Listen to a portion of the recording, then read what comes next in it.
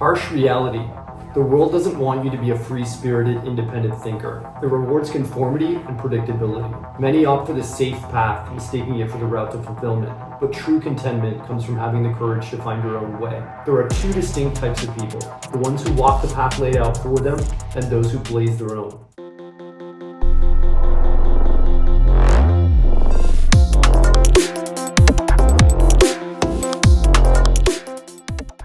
Tourist is the person who follows the plan to a T. Every aspect of their life is pre-planned. They leave very little room for serendipity.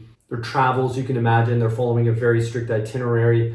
Days scheduled, packed with attractions, landmarks, guided tours, basically all of the comfort of the familiar. They stick to the food they recognize, the language they're comfortable with, relying on maps and guides to get around, always finding themselves in crowded places surrounded by others just like them. Imagine one now, they have a camera around their neck, snapping photos, lost in their screens, but missing the true essence of their surroundings. The Flâneur, on the other hand, is a free-spirited, independent thinker in a world that values the predictable. They actually welcome the unexpected. They write their own narrative in real time. They're constantly gaining experience. Instead of standard vacations or prepackaged tours, Flaneur's travels are more of a collection of spontaneous adventures and encounters. The park where old men play chess and argue over politics is infinitely more intriguing than the next landmark. In life, in travels, their intuition is their compass. They're forging their own path. They're finding happiness in this undirected journey. Now, we're going to go more into detail about what a Flâneur actually is, but first let's zoom out and see how we could apply this to day-to-day life. The world runs on productivity. I like to think of there being this efficiency metronome that's setting the pace for us, and we're constantly racing to keep up. We're trading our hours for output. We're constantly chasing different milestones. We're promised fulfillment, but the result is usually emptiness. We're striving for more, faster, better. Time is like a commodity that we're trying to optimize. Every moment is tracked and monitored. We have notifications constantly bombarding us. We're living in spreadsheets. We have KPIs we're constantly trying to keep up to in our life and business. We're so attuned to this metronome that we don't pay attention to our outer world. It's like we're walking through life asleep. Time's ticking away. We just follow the path laid out in front of us. We become like cogs in this vast machine, tourists just being guided along. Our life, as a result, it becomes a lot more predictable and devoid of the randomness that gives existence meaning. So acknowledging this, in my opinion, is the first step to waking up from this rhythm that's lulling us into complacency. We need to reclaim our time, step off the beaten path, and learn to wander without purpose.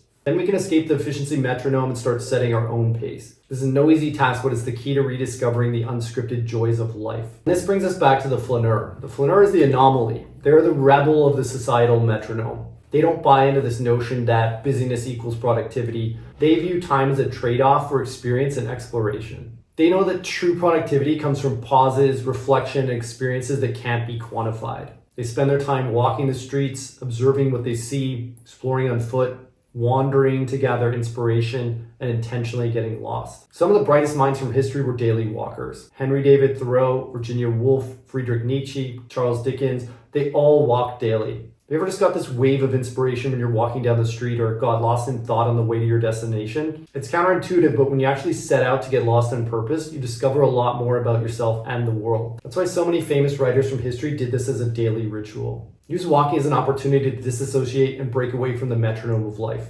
Get away from your normal thought patterns, get lost in thought, and zoom out.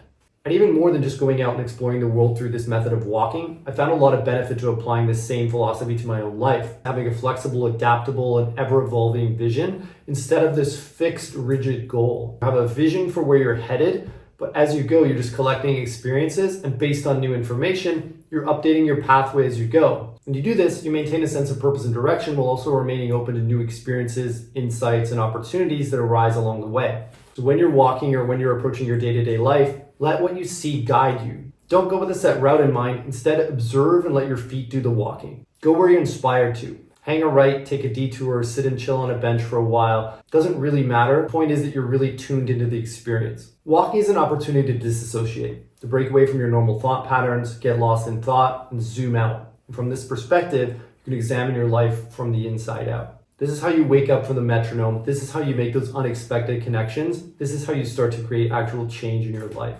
In a world of tourists, be the Flâneur who refuses the itinerary. Rebel and walk your own path, or walk the path laid out for you.